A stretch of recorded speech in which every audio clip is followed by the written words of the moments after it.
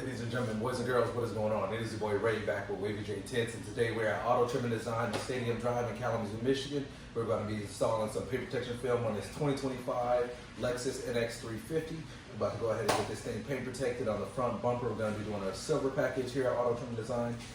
So it's going to be really good. I love this color actually because it's going to hide a lot of dirt really well, not from our insulation, just in general from outside elements and things like that. Just because of the color of the vehicle, I love gray colors and stuff like that. My color, my truck is silver. It hides dirt really well. Even though I'm changing it right now, you guys are gonna see that. That video is gonna be coming out real soon. So gonna get this video going. Everything's pretty much cleaned off. We still gotta get alcohol wiped down and whatnot. So I'm probably gonna do that off camera. But once everything's ready to go, we're gonna get started. We're gonna work our way down because that's the best way to do it. Let all our fluids run down, let our debris and dirt that may be on the vehicle run down. So we're gonna start off with our hood and work our way down to the bumper.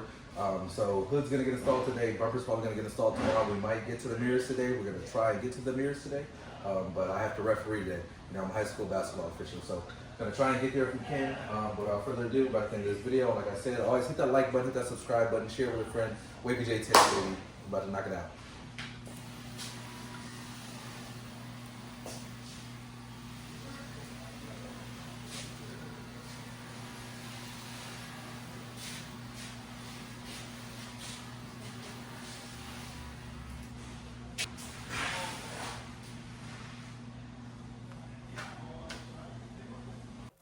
So like I said, started off with the hood, going ahead and getting my first tack point down right here on this little corner, getting that tack down and then working my way up and then working my way back across to the other side.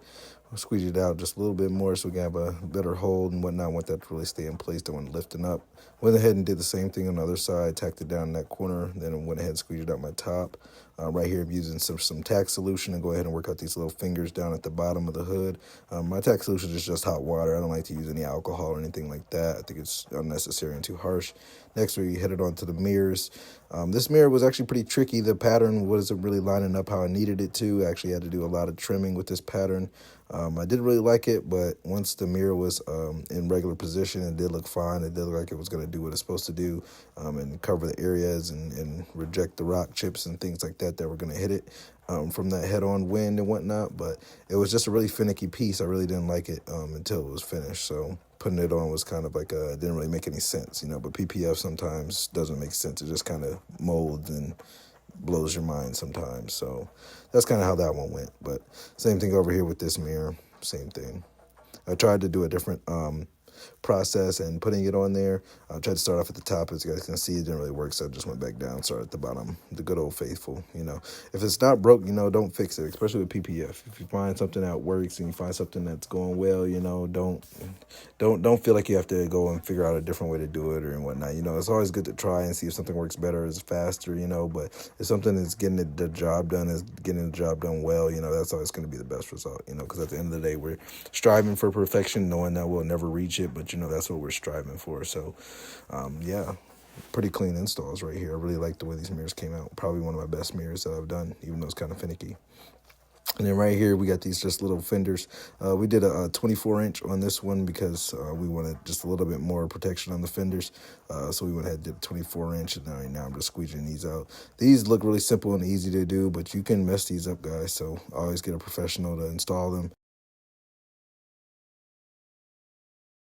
Had my boy Matt come in and help me lay this down, and then got started. Worked my way from the outside in. That was actually a mistake, and I was wondering if it was going to be a mistake when I first started doing it. You know, not a big one. It was obviously fixable because I was able to finish the job, but it was a little bit tough once I got towards the top part. Right there where I'm working at right now. I was having just a little bit of an issue with the bunching and whatnot, so I really should have started off in the middle and worked my way out for both sides. That's kind of what I did on this side. I started off in the middle and worked my way out, and it went a lot better as far as coverage went and just the ease of the coverage. You know, I got the same coverage on both sides, but just how easy it was to get the coverage on this side was a bit easier than it was on the other side, and it lined up a little bit easier. So right here, I bumped my camera mid-installation and bumped it, and I'm still installing right now, and you guys aren't seeing any of it, so we're just going to jump ahead. So next thing on the agenda was these little fender, I don't even know what bumper accents. These bumper accents were actually a pain in the butt to do. They're not the easiest ones to do. I'm not going to say, that it's not possible to do them and that, you shouldn't do them. Do I think it's really worth doing them? No. You know what I'm saying? Like, people want them done. If you want them done, I get it, but it's not the easiest piece to install. Like if I was just going to be doing these, this is easily a $300 to $400 job, probably $400 job, if I'm going to be charging somebody just to do some bumper accents, especially these, just because they're so tedious, and there's not going to be a lot of people who can get them done well. And that's really what you're paying for. You're paying to get them done decently. So that's my take on it, So bumper accents, knocked them out. You're not really paying for the size. You're paying for the expertise because it's not an easy piece to lay down. Again, using some hot water tack to really get the molding. And then in that little corner, I went back and did that the next day.